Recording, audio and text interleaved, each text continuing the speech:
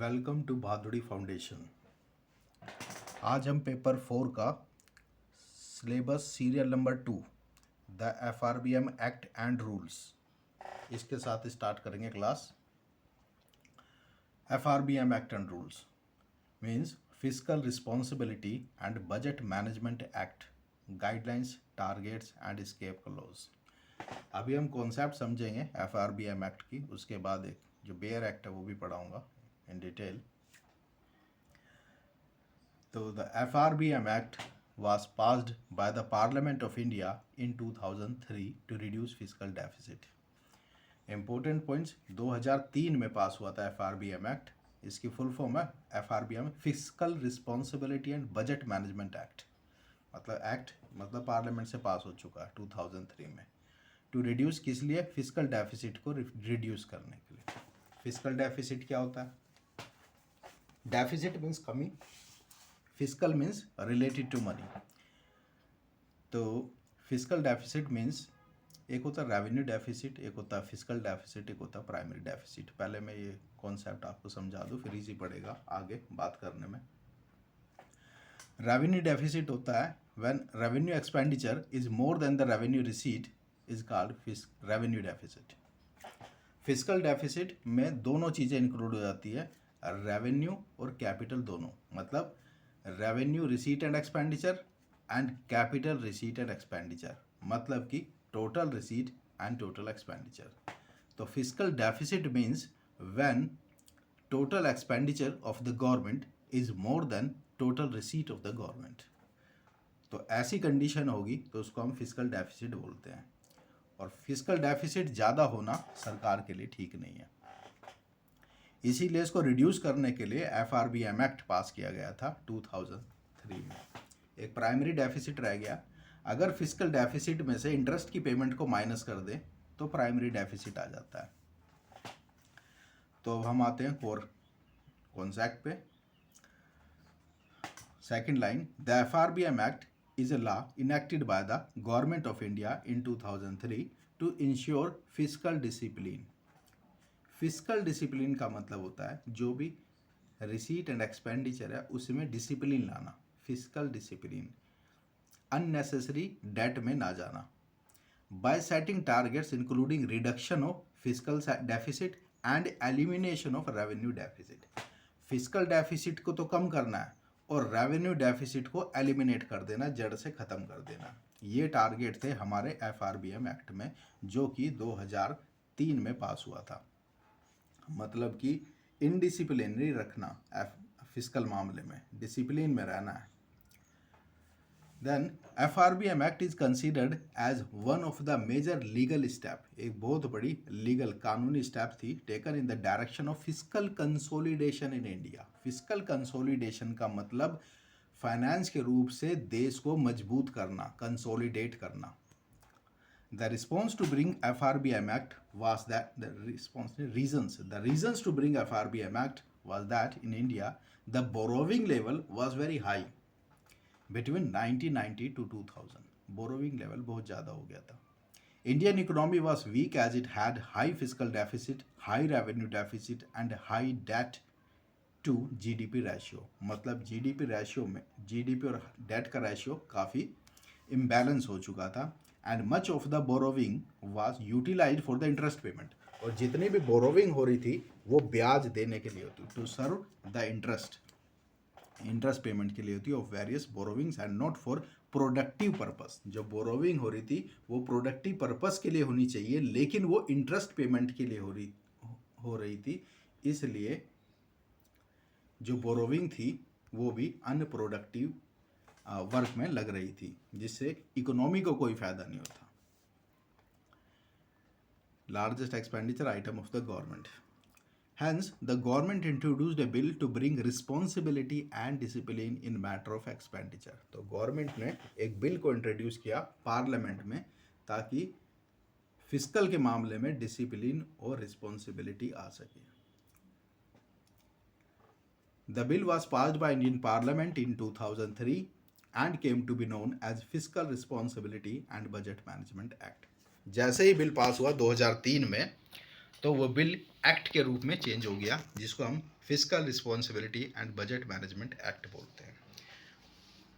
Bill और act में यही फ़र्क है कि जब एक्ट बन जाता है तो इसके मतलब इसको पार्लियामेंट की अप्रूवल मिल गई है, और अगर एक्ट में कोई चेंज है तो उसको एग्जीक्यूटिव नहीं कर सकता, उसको दोबारा पार्लियामेंट में लाना पड़ेगा अमेंडमेंट के लिए। The fiscal responsibility and budget management bill was introduced in India by the then finance minister Shri Yashwant Sinha in December 2000। Yashwant Sinha साहब ने इंट्रोड्यूस किया था FRBM एक्ट 2000 में। The intention of the fiscal responsibility and budget management act was, intention क्या थी? Intention 4 थी। Number 1, to bring fiscal discipline in efficient management of expenditure. Expenditure के management में एफिशिएंसी, कुशलता लाना और डिसिप्लिन लाना, ये हमारा लक्ष्य था, ये इंटेंशन थी। Number 2, revenue and debt and macro economic stability लाना, मतलब डेट में या macro economic, macrometry related to major aggregates of the economy, ठीक है। तो मेजर एग्रीगेट्स जो होते हैं, aggregate demand, aggregate supply, total expenditure, national income, इसमें स्टेबिलिटी लाना, ये हमारा लक्ष्य था, इंटेंशन थी। Number 3, better coordination between fiscal and monetary policy. Policy 2 होती है, एक फिस्कल पॉलिसी होती है, एक मॉनेटरी पॉलिसी होती है। Fiscal policy is at the disposal of the government and monetary policy is managed by the reserve bank of India और any central bank of the country. तो दोनों में कोऑर्डिनेशन लाना, ये हमारा इंटेंशन थी FRBM एक्ट लाने के लिए। Number 4, transparency in fiscal operation of the government. जो भी गवर्नमेंट फिस्कल रिलेटेड काम कर रही है उसमें ट्रांसपेरेंसी लाना, पब्लिक को पता हो, जनता को पता हो कि क्या चल रहा है। The main objectives of the act were, objective क्या थे एक्ट के? Number 1, to introduce transparent fiscal management system in the country. Number 2, to introduce a more equitable and manageable distribution of the country's debt over the years. जो भी country का date है उसका equitable distribution होना चाहिए, ऐसा नहीं सिर्फ इंटरेस्ट पेमेंट के लिए देते जा रहे हो, लोन लेते जा रहे हो, तो इक्विटेबल और मैनेजेबल डिस्ट्रीब्यूशन होना चाहिए। Number 3, to aim for fiscal stability for India in the long run, और लॉन्ग रन में कंट्री में फिस्कल स्टेबिलिटी आए। The FRBM Act also provide for certain documents to be tabled in the Parliament of India along with budget। तो FRBM Act में ये भी provision है कि जब बजट पेश होता है तो उसके साथ ही कुछ डॉक्यूमेंट और पेश किए जाएंगे पार्लियामेंट में। फिस्कल पॉलिसी दिस इंक्लूड, तो कौन कौन से डॉक्यूमेंट्स हैं, क्वेश्चन बनेगा इन पे कि बजट के साथ FRBM एक्ट के कौन से डॉक्यूमेंट्स लेड होते हैं before the parliament for the approval and for the voting. तो नंबर 1 है medium term fiscal policy statement. Number 2, fiscal policy strategy statement. Number 3, macro economic framework statement and number 4, medium term expenditure framework statement. तो ये 4 document भी budget के साथ पेश होते हैं पार्लियामेंट में वेटिंग के लिए, अप्रूवल के लिए। Initial FRBM acts to be met by 2008-2009। Act कब बना? 2003 में। टारगेट कब तक के लिए सेट किए गए? 2008 और 9 के लिए। तो क्या टारगेट थे? इनिशियल टारगेट क्या थे FRBM एक्ट के? वैसे तो हम टारगेट को डेफर करती रही गवर्नमेंट आगे आगे आगे। तो पहला टारगेट था, जो इनिशियल टारगेट था, जो 2003 में एक्ट पास हुआ था, और those acts to be met by 2008 and 9 तक पूरे करने थे वो टारगेट्स। तो पहला हमारा टारगेट था रेवेन्यू डेफिसिट। पहले मैं समझा चुका हूँ रेवेन्यू डेफिसिट क्या होता है, दोबारा बता देता हूँ। जब रेवेन्यू एक्सपेंडिचर गवर्नमेंट का ज़्यादा होता है रेवेन्यू रिसीट से, तो उसे रेवेन्यू डेफिसिट बोलते हैं।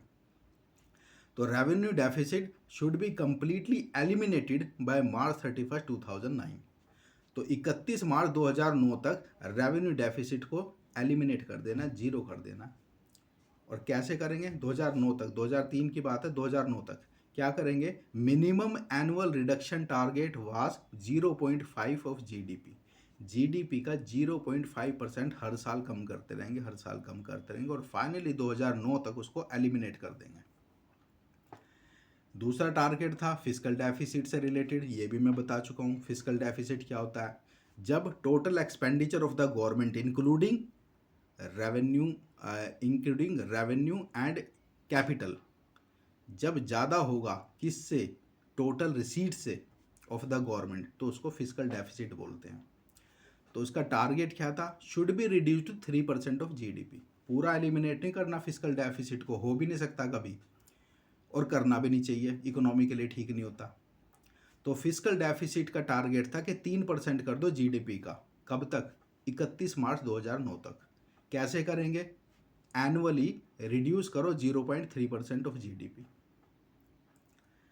नेक्स्ट टारगेट था RBI purchase of government bonds ceases from 1 April 2006 से लेके 1 अप्रैल 2006 से आरबीआई गवर्नमेंट के बॉन्ड नहीं खरीदेगी। This indicate the government not to borrow directly from the RBI. समझ नहीं आया होगा ये। जब भी गवर्नमेंट को पैसा चाहिए होता है आरबीआई से लेते हैं। कैसे, कुछ कागजी कार्रवाई होगी, गवर्नमेंट बॉन्ड निकालती है, आरबीआई उसको खरीद लेता है। बॉन्ड्स क्या, कागजी पत्र होते हैं, बदले में आरबीआई गवर्नमेंट को पैसा दे देता है। इसको बोलते हैं RBI purchase of government bond. लेकिन इसको सीज कर देना, स्टॉप कर देना, कब से, 1 अप्रैल 2006 से कर्जा लेना नहीं है आरबीआई से। This indicate the government not to borrow directly from the RBI. आप समझ गए होंगे। Because of the global financial crisis the targets had to be postponed. अच्छा, फिर ग्लोबल क्राइसिस, फाइनेंशियल क्राइसिस हो गई थी ऑल ओवर वर्ल्ड में, तो जो हमने टारगेट्स बनाए थे 2003 में एफआरबीएम एक्ट से, वो हमें डेफर करने पड़े temporarily. And in view of the global crisis amendments in the FRBM act were made in 2012 and 2015 resulting in relaxation of target realization year. Question बनेगा इस पे। कब कब अमेंडमेंट हुए एफआरबीएम एक्ट में, 2012 में हुआ और 2015 में हुआ। याद कर लो अच्छी तरह। एक और चीज़ है, एक new concept of effective revenue deficit was also introduced. Effective revenue deficit को, एक नई कॉन्सेप्ट को और इंट्रोड्यूस कर दिया अमेंडमेंट के थ्रू। तो जो अमेंडमेंट हुआ इन 2012 में and targets to be achieved by 2015। तो जो अमेंडमेंट 2012 में हुआ, टारगेट सेट कर दिए 2015 तक के लिए, in which revenue deficit target should be completely eliminated by March 31st 2015 and annual reduction target was 0.5% of GDP। Easy है याद करना। सेम उठा के आगे डेफर कर दिया 31 मार्च 2015 तक, जो 8-9 तक था उसको 31 मार्च 2015 तक डेफर कर दिया। मतलब कि एलिमिनेट कर देंगे रेवेन्यू डेफिसिट को और एनुअली रिड्यूस करेंगे 0.5% ऑफ जीडीपी। बात करते हैं फिजिकल डेफिसिट की। The physical deficit target should reduce to 3%, कुछ टाइपिंग मिस्टेक है, should reduce to 3% of GDP by March 31st 2015 and minimum annual reduction target हुआ 0.3% ऑफ जीडीपी। तो फिजिकल डेफिसिट को 3% कर देना जीडीपी का। कब तक, 31 मार्च 2015 तक, जो कि हमारा टारगेट ईयर है। कैसे करेंगे, एनुअली रिड्यूस करो 0.3% ऑफ जीडीपी। सेम है फिगर, 0.3 पहले भी था, 0.3 अब भी है, बस टारगेट को उठा के आगे शिफ्ट कर दिया। Amendment in FRBM act in 2015, 2050 में फिर अमेंडमेंट आया क्योंकि वो टारगेट पूरे ही नहीं हुए, फिर इसको पोस्टपोन कर दिया 2015 में and target to be achieved by 2018। और ये कह दिया कि 2018 तक हम ये टारगेट जरूर पूरे कर लेंगे। in which revenue deficit target should be completely eliminated by March 31st 2018। और ये कहेगा कि 31 मार्च 2018 तक रेवेन्यू डेफिसिट को कंप्लीटली एलिमिनेट कर देंगे। कैसे करेंगे, एनुअल टारगेट बना लिया, reduce 0.5% of GDP. Physical deficit की बात करते हैं। The physical deficit target should be reduce to 3% of GDP by March 31st 2018। 31 March 2018 तक फिजिकल डेफिसिट को 3% कर देंगे जीडीपी। कैसे करेंगे, एनुअल रिड्यूस करेंगे 0.3% ऑफ जीडीपी। तो ये हमारा अमेंडमेंट हो गया 2015 का। इन मई 2016, अब क्या हुआ, मई 2016 में government setup A FRBM review committee headed by Shri NK. Singh. NK. Singh की अध्यक्षता में एक कमेटी बनाई गई रिव्यू करने के लिए एफआरबीएम एक्ट को 2016 में, कि क्या चक्कर है, टारगेट पूरे क्यों नहीं हो रहे, बार बार डेफर करती जा रही है गवर्नमेंट। 2003 से शुरू हुआ था, कहते 8-9 में पूरा कर लेंगे, नहीं हुआ। फिर 2012 में चेंज कर लिया, एक्ट में अमेंडमेंट लाए कि साहब 2015 तक पूरा कर लेंगे, नहीं हुआ। फिर 2015 में चेंज कर दिया, आगे डेफर कर दिया कि साहब 2018 में पूरा कर लेंगे, फिर भी नहीं पूरा हुआ, चक्कर क्या है ये। तो कमेटी एन के सिंह की बनी, which recommended that the target were too rigid, कि जो टारगेट आप सेट कर रहे हैं वो बहुत ही रिजिड है, उनको फ्लेक्सिबल बनाना चाहिए। And government should target physical deficit 3% of the GDP by मार्च 31 2020। आगे और डेफर कर दिया उन्होंने भी कि 31 मार्च 2020 तक 3% कर लो फिजिकल डेफिसिट को जीडीपी का, एंड कट इट टू 2.8% इन 2020-21 में 2.8% कर लेना। फिगर इंपॉर्टेंट है ये, यही पूछेंगे। एंड टू 2.5% बाय 2023, और 2023 तक फिजिकल डेफिसिट को 2.5% कर लो। ये टारगेट्स है। The targets given by Shri N K Singh committee, कुछ और टारगेट्स हैं जो कि एन के सिंह कमेटी ने स्पेसिफाई किए। Debt to GDP ratio should be 60% with a 40% limit for the center and 20% limit for the states. Revenue deficit target should be reduced to 0.8% of GDP by 31st March 2023। इन्होंने N के साहब committee ने report में कहा कि साहब revenue deficit को completely eliminate करने की अभी बात मत करो, बहुत सारे खर्चे होते हैं, तो इसको 0.8% कर लो। कहाँ, कब तक? 2023 तक। और physical deficit target should be reduce to 2.5%, और कम कर दिया, 3% का चल रहा था, 2.5% कर दिया of GDP by March 31 2023। Period ज़्यादा दे दिया कि पीरियड ज़्यादा दे रहा हूँ, लेकिन फिजिकल डेफिसिट को कंट्रोल कर लो 2.5% तक GDP, and that of the central government 40% of GDP by 2024-25 तक अमोंग अदर्स। स्केप क्लोज बहुत इंपॉर्टेंट चीज़ है। Escape clause in FRBM act, FRBM act में स्केप क्लोज डाला है, refers to the situation under which the central government can flexible deficit target during special circumstances. अगर कोई special circumstances आ जाए तो एफआरबीएम एक्ट में स्केप क्लोज दिया हुआ है, उसमें स्केप कर जाओ, मतलब उसको डेफर कर दो।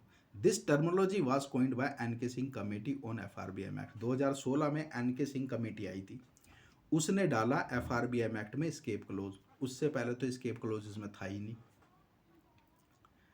मतलब पहले जो एक्ट था, अगर उसमें कोई चेंज करना था, अगर उसके टारगेट को डेफर करना था, तो वो पार्लियामेंट ही कर सकती थी, गवर्नमेंट उसको कर ही नहीं सकती थी। यहाँ पे गवर्नमेंट ही इस टारगेट को बार बार बढ़ाई जा रही थी, क्योंकि एक्ट है। एक्ट मतलब पार्लियामेंट से पास, अमेंडमेंट करना है तो दोबारा पार्लियामेंट में जाएगा। हावेवर, चलो, comptroller and auditor general of India CAG pulled up the government for deferring the targets on its own without amending the act. देखो, सीएजी ने कहा कि साहब ये आपने टारगेट आप जो डेफर करते जा रहे हो, आपके पास तो पावर ही नहीं है, एग्जीक्यूटिव के पास, मतलब गवर्नमेंट के पास टारगेट को डेफर करने की पावर ही नहीं है। ये तो पार्लियामेंट में आपको ले जाना था टारगेट डेफर करने के लिए कि साहब इसमें अमेंडमेंट करो। सीएजी ने पकड़ी ये बात। इन 2018 ज़्यादातर ऐसे ही होता है, एक्ट में चेंज करने की पावर सिर्फ पार्लियामेंट के पास होती है, लेकिन गवर्नमेंट अपनी मर्जी से उसमें जो मर्जी चीज़ करती रहती है। अब मास्क वाला एग्जांपल ले लो, मास्क पे पेनल्टी लगा दी, दिल्ली डिजास्टर मैनेजमेंट एक्ट है वो, उसमें कहीं पे भी मास्क पे पेनल्टी या ऐसा कोरोना जैसा कुछ था ही नहीं।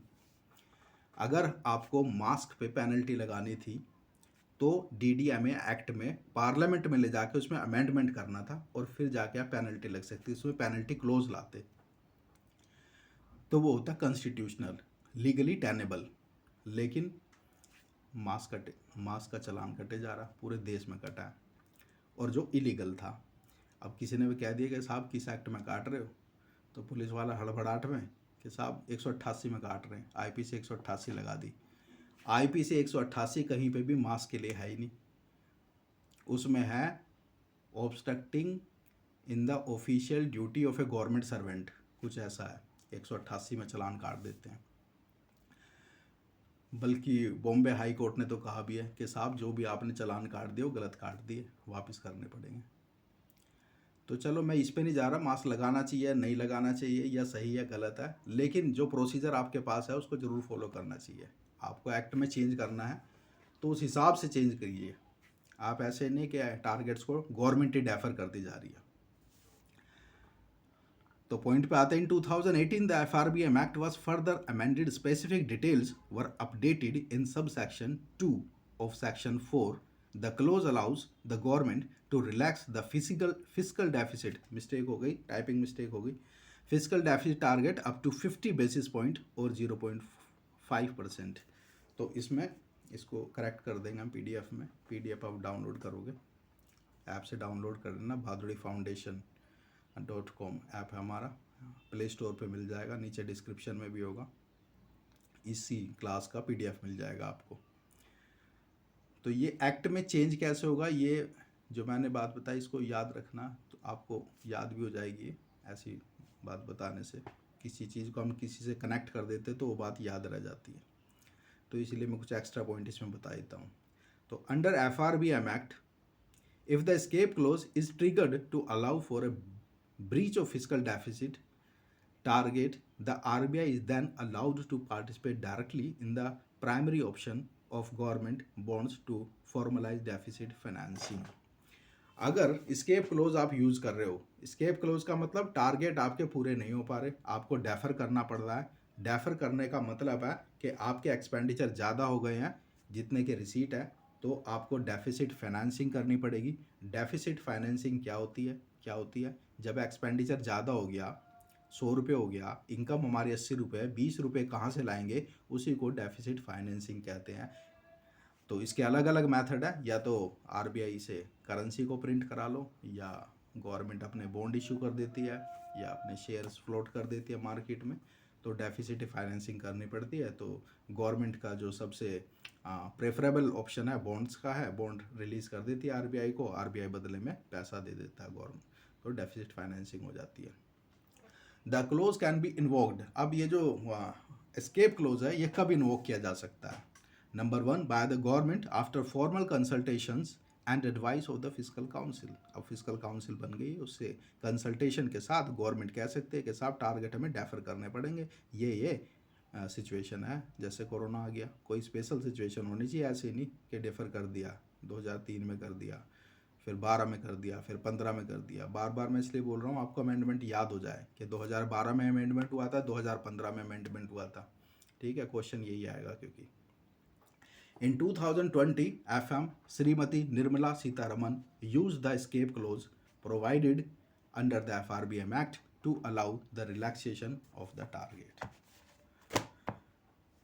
So we would conclude today's class now.